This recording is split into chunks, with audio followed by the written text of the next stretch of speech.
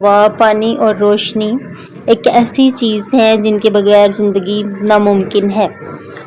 آج کل ہم اس طرح کے گھر بنا رہے ہیں جس میں ہوا کا خیال نہیں رکھا جاتا، نہ ہی روشنی کا خیال رکھا جاتا ہے، جبکہ یہی چیزیں زندگی کے ایلیمنٹس ہیں، ان کے بغیر زندگی کا تصور نہیں کیا جا سکتا۔ آج مجھے ایک ایسی شخصیت سے ملنے کا اتفاق ہوا جو کہ بیمار ہو گئے تھے، اور انہوں نے کہا کہ میرا گھر بند ہے اور میں چونکہ ہوا میں نہیں رہتا تھا اس لیے مجھے سانس کا مسئلہ ہو گیا، اور جب مجھے ایشو ہوا تو ڈاکٹرز نے کہا کہ ان کو کھلی فضا میں رکھا جائے۔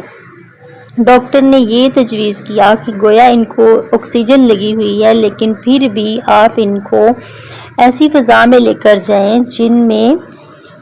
جس میں یہ پرسکون طریقے سے بیٹھ سکیں۔ انہوں نے بتایا کہ وہ 1 مہینہ ہاسپٹل میں رہے اور ان کو آکسیجن لگی ہوئی تھی۔ پھر ان کے بیٹوں نے کہا کہ ہمیں بہت عرصہ ہو گیا، ہم ہاسپٹل میں ہیں لیکن اب ہم گھر جانا چاہتے ہیں، تو ڈاکٹر نے یہ تجویز کیا کہ آپ سلنڈر بھی ساتھ لے جائیں اور گھر میں آکسیجن لگا دیں۔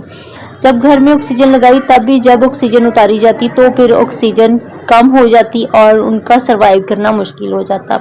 پھر ڈاکٹر نے یہ تجویز کیا کہ آپ ان کو اپنے کسی قریبی پارک میں لے جائیں اور صبح کے وقت آپ ان کو آدھے گھنٹے کے لیے کھلی فضا میں رکھیں۔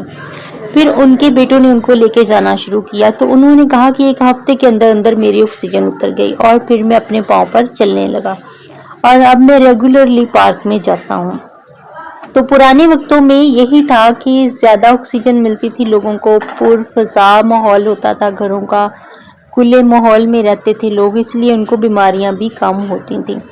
تو آج کے دور میں بھی یہی ہے۔ اب ہم صرف ڈاکٹر ہمیں یہ تجویز کرتے ہیں کہ آپ نے واک کرنی ہے، کھلی فضا میں رہنا ہے، نیچر میں جانا ہے، لیکن وہ یہ تجویز نہیں کرتے کہ اپنے گھر میں بھی تھوڑا نیچر کا اہتمام کریں۔ اگر آپ 1 گھنٹہ بھی نیچر میں رہ لیتے ہیں لیکن آپ باقی 23 گھنٹے آپ جو ہیں وہ بند جگہ پہ رہتے ہیں تو اس سے بھی آپ کی پرابلمز بڑھتی ہیں۔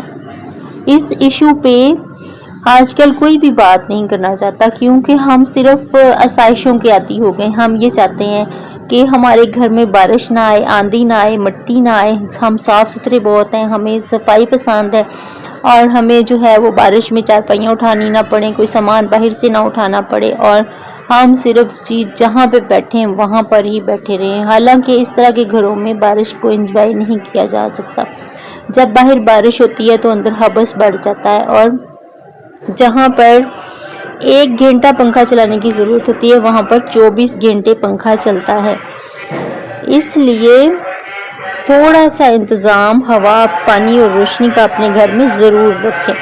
ہم کتابوں میں پڑھا کرتے تھے کہ جو انسان روشن دان اپنے گھر میں اس نیت سے رکھتا ہے کہ میرے گھر میں اذان کی آواز آئے گی تو اس کو بھی ثواب ملے گا، لیکن اب ہم اپنی تندرستی کے لیے بھی نہیں رکھنا پسند کرتے کہ اگر یہاں سے کوئی ہوا آئے گی تو ہم جو ہے وہ کیسے اس سے اچھا فیل کریں گے۔